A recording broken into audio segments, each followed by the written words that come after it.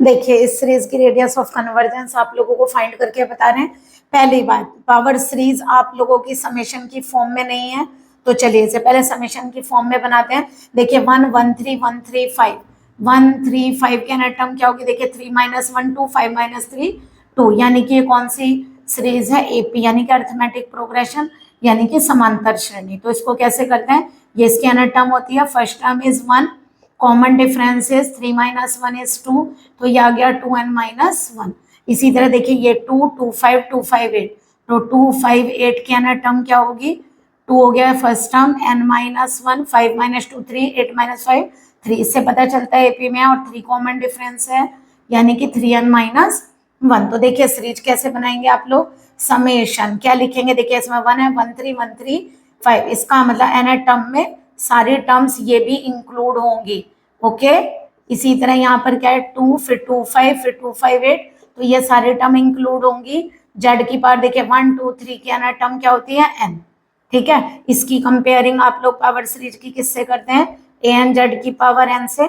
तो यहाँ से जो an आएगा आप लोगों का, वो आएगा 2n - 1 upon 2 5 8 up to 3n - 1, ये आएगा an। कौन सा टेस्ट लगाएं आप लोगों का रेडियस ऑफ कन्वर्जेंस के लिए? रेशियो टेस्ट लगाते हैं। हमें n+1 की जरूरत पड़ेगी जब यहाँ n+1 रखेंगे।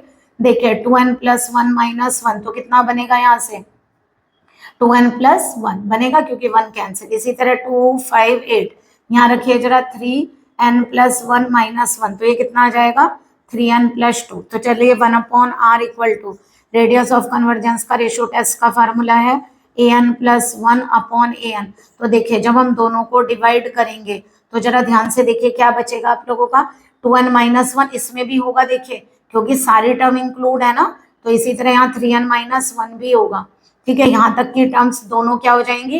कैंसिल। तो आप लोगों के पास बचेगी यहाँ 2n + 1/3n + 2, तो यह आ जाएगी आप लोगों की limit n tending to infinitive. यहाँ से n कॉमन लीजिए, 1 + 2/n। ठीक है, इसके यहाँ पे क्या आ गया? यहाँ से कॉमन लेंगे 2 + 1/n, sorry 2 + 1/n, n common लिया, 3 प्लस यहाँ से कितना आएगा? 2/n। तो देखिए n से n कैंसिल, इन्फिनिटिव लेंगे 1/∞ 0, तो आंसर आ गया 2/3। लेकिन यहाँ से r की वैल्यू कितनी आ गई? 3/2। रिवर्स करेंगे ना, तो ये कहलाती है रेडियस ऑफ कन्वर्जेंस।